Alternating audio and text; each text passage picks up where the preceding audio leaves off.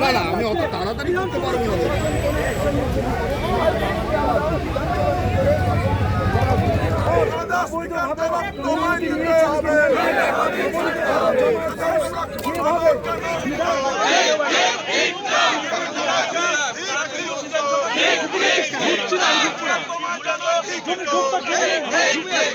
চন্দ্রিমা ভট্টাচার্য স্পিকারকে লক্ষ্য করে বললেন এই বিক্ষোভ চেয়ারের অসম্মান 294টি মানুষ কেন্দ্রের মানুষের অপমান।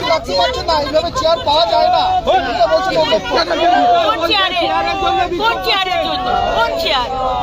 আজকে 1 বছর বাকি ইলেকশন, আজকে চেয়ারের কথা বলছেন, তাহলে আপনারা কি বলছেন যে যেখানে হিন্দুদের উপর অত্যাচার হচ্ছে আমরা প্রতিবাদ করবো না? আপনারা কি বলছেন যে যেখানে আমাদের মানুষের জন্য কথা বলতে যাচ্ছি আপনি সাসপেন্ড করে দিচ্ছেন, মাইক বন্ধ করে দিচ্ছেন, মার্শালকে দিয়ে চাকদোলা করে বাইরে করে দিচ্ছেন, আমরা প্রতিবাদ করবো না? এটাই কি বলতে চাইছে? মানে প্রতিবাদ করলে চেয়ারের জন্য প্রতিবাদ, আর প্রতিবাদ না করলে যেরকম আগেকার সরকাররা ছিল, আগেকার বিরোধীরা ছিল সেটিং এর বিরোধী, আমরা সেটিং এর বিরোধী নই।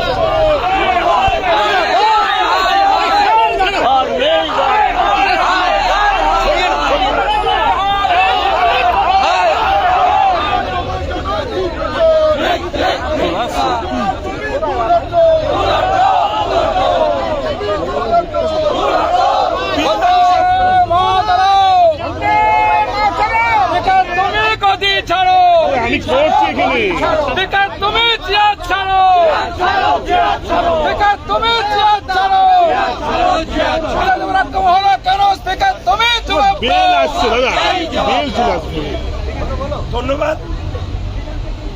ভারতবর্ষের সংসদীয় গণতন্ত্রের ইতিহাসে এই প্রথম পশ্চিমবঙ্গ বিধানসভার মাননীয় বিরোধী দলনেতা যে কথা বারবার করে বলেন যে দলদাস স্পিকার তার এক চোখ বন্ধ থাকে এবং এই দলদাসের কাজ করতে গিয়ে গতকাল ওনার বিধানসভা নির্বাচনী ক্ষেত্র বারুইপুরে বিরোধী দলনেতা তার গাড়ির উপরে আক্রমণ, 50 জন বিরোধী বিধায়কের গাড়িতে আক্রমণ। পরিস্থিতি এমন ছিল যে পুলিশ এবং দুষ্কৃতীর মিলিত আঘাতে বিরোধী দলনেতা সহ বিরোধী বিধায়কদের প্রাণ চলে যেতে পারত। পশ্চিমবঙ্গের সাধারণ মানুষের নিরাপত্তা কোথায়? কালকে বারুইপুরে গিয়ে নিশ্চিতভাবে যে ঘটনা ঘটেছে বিরোধী দলনেতা ওই বিধায়কদের সাথে, রাজ্যবাসী তা প্রত্যক্ষ করেছেন।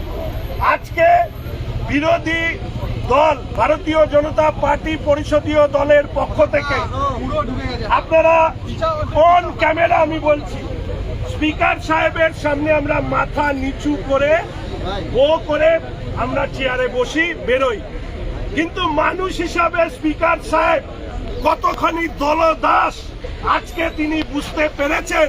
তার ফলে যে স্পিকার সাহেব একটা কাগজ ছিললে বিরোধী দলনেতাকে সাসপেন্ড করেন, আমাকে উনি কয়েকবার অগ্নিদিকে, বিশ্বনাথ কারক, বঙ্কিম ঘোষ সহ অনেককে বারংবার সাসপেন্ড করেছেন।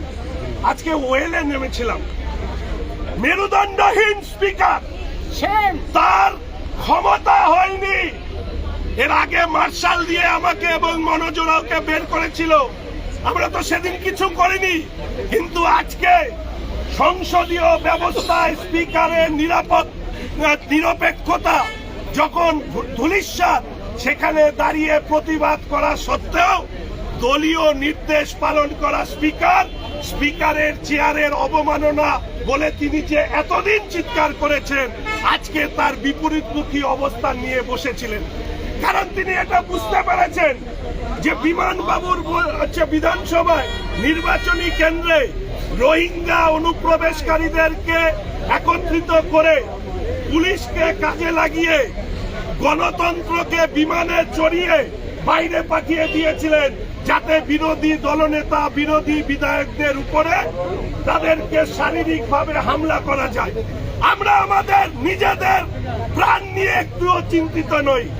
আরে জন্মেছি যখন মরবো একবারই। ছাত্র রাজনীতি করে ওঠা ছেলে, এই সমস্ত ভয় পাই না। শুধু এইটুকু বলবো, পশ্চিমবঙ্গের মানুষকে নিরাপদে রাখতে এই রাজ্য থেকে মমতা ব্যানার্জির সরকারকে নির্বাসিত করব 2026-এ। এটা আমাদের চ্যালেঞ্জ।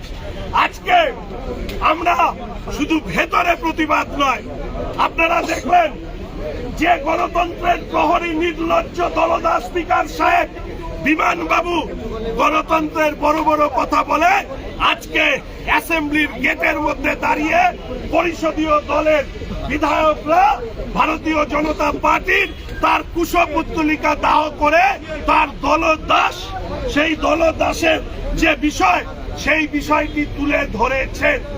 আমরা ভারতীয় জনতা পার্টি পরিষদীয় দলের বিধায়করা আমরা কুর্নিশ জানাচ্ছি, আমরা প্রণাম জানাচ্ছি ভারতীয় জনতা পার্টির কার্যকর্তা সমর্থকদেরকে, যারা পুলিশ দুষ্কৃতী জিহাদি অনুপ্রবেশকারীদের মুখের উপরে দাঁড়িয়ে তাদের বন্দুকের সামনে দাঁড়িয়ে 200 জনেরও বেশি প্রাণ দিয়েছে। বিধায়করাও প্রস্তুত প্রাণ দেওয়ার জন্য, কিন্তু এই রাজ্যকে আমরা জিহাদিদের অনুপ্রবেশকারীদের রোহিঙ্গাদের রাজ্য তৈরি হতে দেব না। আজকের দিনে দাঁড়িয়ে বিরোধী দলনেতা বিরোধী বিধায়কদের উপরে কেন হামলা হয়েছে তার জন্য সরকারি বিবৃতি আমরা দাবি করেছিলাম। সরকারি বিবৃতি না দেওয়া, আমাদেরকে আলোচনা করতে না দেওয়া, এবং আমরা মনে করেছি এর জন্য যেভাবে এই দলদাস স্পিকারের সামনে প্রতিবাদ জানানো দরকার আমরা জানিয়েছি। আমরা গেটের বাইরে এসে একইভাবে প্রতিবাদ জানিয়েছি। শুধু এইটুকু যেন স্পিকার সাহেব এবং শাসক দল মনে রাখে যে পশ্চিমবঙ্গের প্রতিবাদী মানুষের মেরুদণ্ড বিক্রি হয়ে যায়নি।